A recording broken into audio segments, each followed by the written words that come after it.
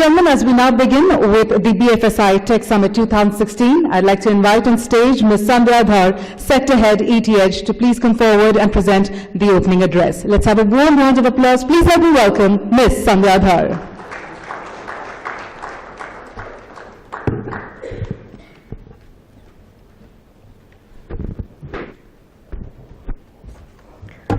Very good morning, ladies and gentlemen. I welcome you all to the ET Economic Times BFSI Tech Summit today. The global financial system has become massively interconnected and interdependent, conditions which have driven up uncertainty and larger market fluctuations. In an environment that is characterized by demanding customers, trust deficit, volatility, increasing regulatory oversight, and disruptive technologies, there are significant structural changes needed within financial institutions. But a proactive response is often being inhibited by their own complexity. This perfect storm of industry challenges are driving financial institutions to simplify the operating environment, be nimble to respond to the dynamic business needs, drive innovation to differentiate them, and effectively comply with ever-increasing regulatory requirements. Technology will be a central component for success as always, but it is no longer sufficient to simply adopt technology. Industry leaders are closely aligning strategy and technology decisions for sustainable growth and revenue. While the banking and financial services focus on reducing costs and risks has helped, revenue growth remains an issue that the firms have to overcome. Firms in the industry have to deal with investor expectations while handling the increasing regulatory requirements that curb undue risk-taking by banks. Meanwhile, customers have become much more digital savvy, and technology has brought in new competition from non-banks. The industry is more reliant than ever before on technology for many aspects of their business. Technology is used more to sell products, manage internal operations, and control risks. Many of the advances in technology, mobile, analytics, and cloud have a direct role to play in these areas. They enable services from incumbents and new areas and improve financial inclusion for the ones not served well by the traditional products. The world's largest listed company, Apple, has entered payments, and the world's largest retailer, Walmart, has announced that it will offer checking accounts. Non-banks are growing phenomena in many parts of the world.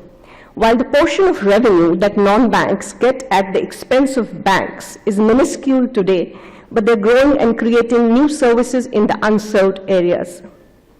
The increasing reliance on technology for business goals has increased the participation of business leaders in technology decisions. Pure technology initiatives take a back seat to the ones that are tied to specific business initiatives or regulatory requirements. Banks continue to tweak their technology investment for projects that are cost efficient, revenue enhancing, and have the ability to control risks. As the customer's adoption of technology increases, banks continue to invest in customer-facing services and solutions. Cybersecurity has increasingly come to the fore, spurred by the rapid adoption of digital channels by customers, ubiquitous connectivity, and the increased sophistication of cyber attacks.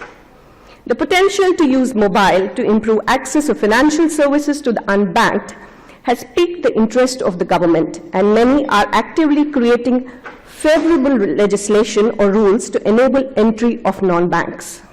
For instance, Brazil and India have issued guidance that allow the creation of new legal entities that can offer many banking services needed by the poor and remote population who might not have access to the traditional banking services. These entities will not have all the privileges of a regular bank, like ability to lend, etc., but will have less regulatory expectations. The Reserve Bank of India's proposal to issue more payments bank licenses, an initiative to increase the availability of banking services for the unbanked and the underbanked, has attracted the interest of many large companies from other industries such as telecom and retail. The payment banks will rely much more on technology for all aspects of their functioning, and the issuance of these licenses will spur a wave of technology investments in the banking sector.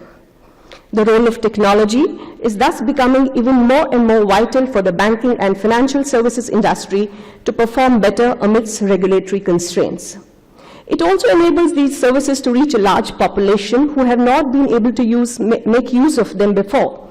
While banks are positioned well to seize the opportunities opened by technology, the future will have many innovative and useful financial services offered both by banks and non-banks. Today, through the day, we will hear technology and industry experts on various panels discuss and deliberate about the latest trends in technology and its role in shaping the future of BFSI companies.